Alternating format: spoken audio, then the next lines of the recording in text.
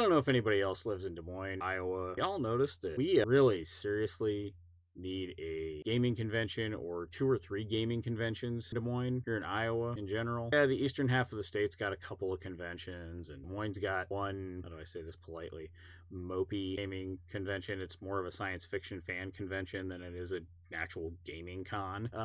Des Moines, once upon a time, used to have Fields of Honor, which was a miniatures wargaming convention that had role-playing games and Magic tournament and all that good stuff. In recent years, I have not seen, I don't even know what happened to Fields of Honor. I looked for it, and I'm not finding out a whole lot. Meanwhile, I think Ames, once in a blue moon, has a gaming convention. I think, like I said, Iowa City, Davenport, that area, the eastern half of Iowa has gaming conventions. Iowa just needs to get with the program somehow. Because if you look at Minnesota, Minnesota has gaming conventions up to Wazoolie. Probably because Dave Arneson was from there, and I know that has a lot to do with it. And again, I'm an old, white, bald dude from the Midwest flyover states, so maybe that's part of my problem. Is gaming conventions are how we used to get together. Before social media, before the internet really got huge, we had gaming conventions. And we would hang out together, we would do our thing, and we would game lots. We would learn about new games, we would buy new, used, whatever games from the various vendors. We would just have a good time. Some of my fondest memories are from gaming conventions. Heck, I met my wife at a gaming convention. Can you believe that? Gaming conventions are just all that in a bag of chips.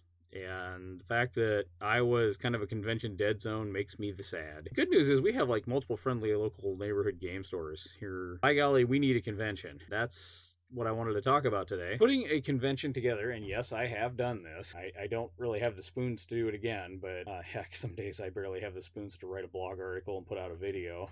Last couple of days, for example. It takes a lot to put together a convention, and you have to start planning about, a year or at least 8 months in advance. There's a lot that goes into it that people don't realize.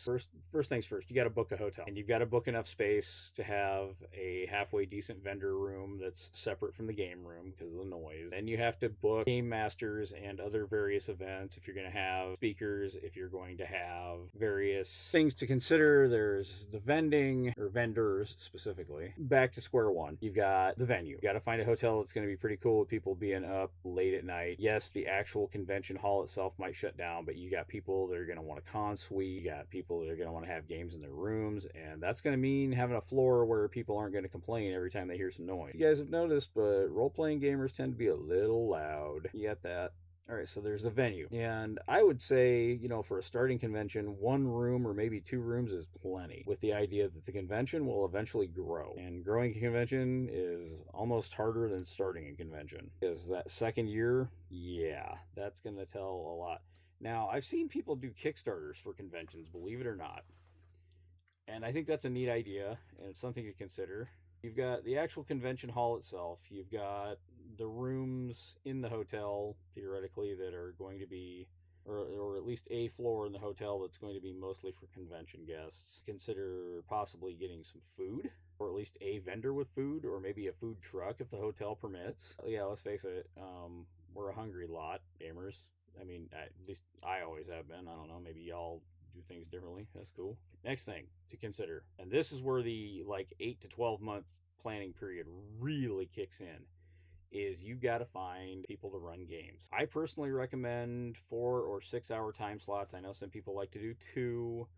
I think if you're running board games, that 2 to 4 hour time slot's probably pretty generous, with some games obviously taking a lot longer and some games not taking quite as long.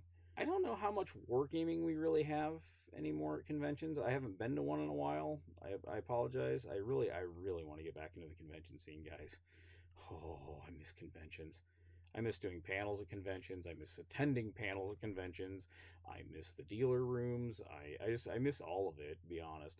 Conventions are great. Conventions take a lot of planning, and especially booking game masters. If you've got a game master that's willing to come in and run 4 sessions of just about any game, or 6 sessions of just about any game, this is my advice to convention organizers: comp their badge. Maybe not a free hotel room, but treat them like royalty if they're willing to come and actually run 4 to 6 sessions. I used to do this all the time. That's how I got a table. And it was pretty much Jeff's table, because I would come, I would set up, and I would pull out different games as I started them, and I would just go and go and go, and then wonder how I was going to drive home on 2 hours of sleep.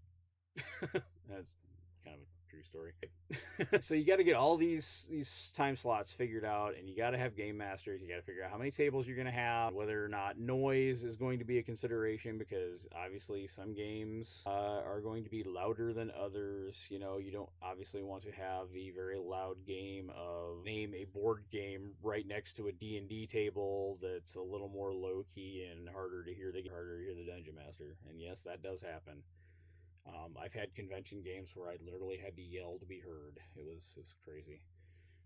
Okay, so you got all that. You got your hotel. You got your vendors lined up, slots filled, or at least you're working on filling slots. And I recommend too, if you're organizing a convention and you haven't heard this advice like a million times, make sure you leave some tables open, or leave a table or two open for pickup games, because sometimes people come in at the last minute and say, "Hey, I just want to run D&D," or "Hey, I just want to run this new game I discovered called Blades in the Dark," or whatever you got. They're going to want to just pick up a table and go, as opposed to having booked one well in advance. And that's cool. You know, I appreciate that.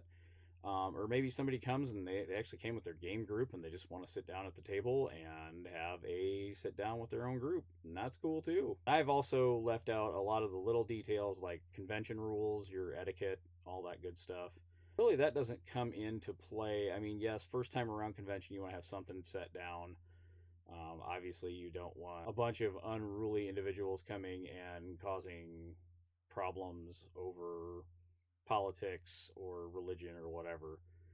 I think that's important to have some kind of rules set down. Obviously, you don't want to try to exclude people from your con, but you want to make sure you're including the people who are going to bring the most value to your convention. At least for a starting convention, it might be a challenge trying to add in all of those little extra things that make conventions awesome. A couple of things I will recommend: if you've got the space and can do it, might see if you can find somebody to run a Magic tournament or two, whether it's officially sanctioned, yada yada yada, whatever, or if it's just a casual commander game or whatever. You know, at least bring the Magic the Gathering players and the Lorcana players, or whatever card game is popular at the time. Try to bring in as many people as you can. Now, if they're there for Warhammer 40k and they stop by and play a game of D&D, awesome. Full weekend, if you guys get started on Friday night, all day Saturday and part of Sunday, that gives people a lot of chance to do other things besides maybe what they came there for originally. If people come for a Warhammer 40k tournament and stick around to play a game of D&D, awesome. If people show up for a Magic tournament and they have their badge and they're like, well, hey, you know what? Out of the tournament, I'm done. I'm going to go and hang out with these guys and learn how to play Starfinder. I'm going to go learn how to play Dungeons and Dragons. You know, that's the kind of thing you want at a convention. A lot of what conventions stand for is trying new things and exploring and making new friends and just generally having a good time. Promotion. Have to promote your convention.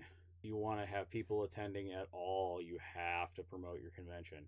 You have to go to other conventions in the state or nearby, and you have got to talk your convention up. You got to get online. You know, if you're going to have, especially, well, obviously if you're going to have an online convention, you're going to want to promote online.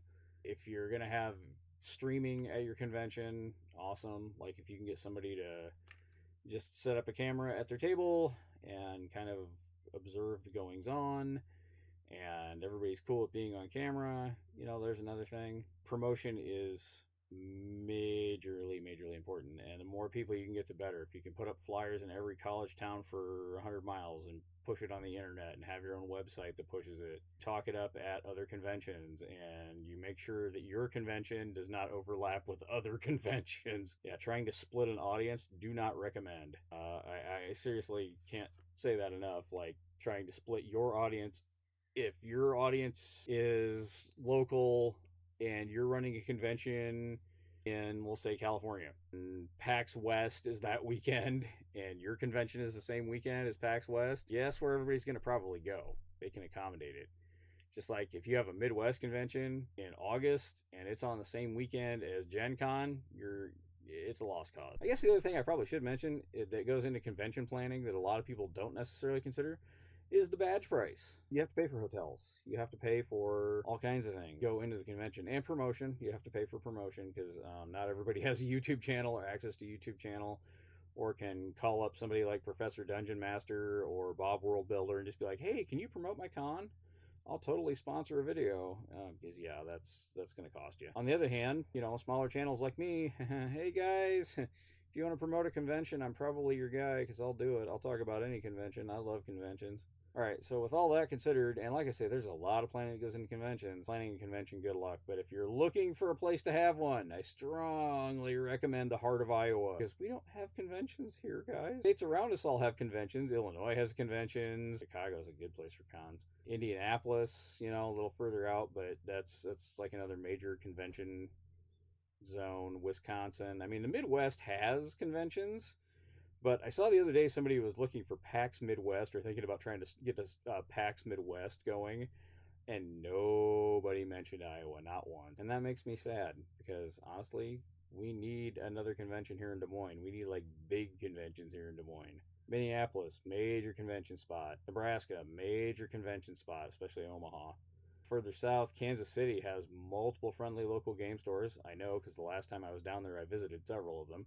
And yeah, Kansas City, great place for cons. Des Moines, middle of Iowa, non-college town, Iowa, convention dead zone. I would set one up myself, but like I said, it takes time, and it does take, to a certain degree, a little bit of starting fundage. Second convention, if you manage to get to a second convention, you don't fail the first year, because that does happen, unfortunately. If you're successful your first year and you make some money and you have some capital to start the next one with, that's awesome. That's what you're going for. You're probably not going to be able to pay your volunteers in anything besides pizza and donut, at least the first year. Second year, maybe you can afford a little more for them. Maybe set up a con suite for them. All kinds of fun stuff like that. First year, yeah, not so much. You hope to get volunteers, find a game club, find people that can help out. But first year, yeah, don't expect to make a lot of money. In fact, you'll probably end up in the hole. Most people do when they start a convention. Second, third, fourth year, that's when you want to start really making the profits. First year, that's a learning curve. You got to learn. And everybody has to learn. That's just how it goes. And that's been the case since probably the first Gen Con. Ever since Geneva, Wisconsin, like, people have been trying to figure this stuff out. And even before then, because we had wargaming conventions and stuff like that, just not quite on the level of like a Gen Con or something along those lines. If you know of any more conventions in the Des Moines area or in Iowa, I haven't named any specific conventions because honestly, I'm not trying to call anybody out other than I know, like I say, our local con here in Des Moines is kind of low key when it comes to role playing game. I would really love to see that change. I would love to see Des Moines get a major convention. Fortunately, our state right now is not conducive to a lot of tourism, and I understand that. And I apologize for that on behalf of the rest of Iowa. Yeah, if you know, you know. Part of the video. I sure appreciate you. Thank you for being here, and we'll see you in the next video.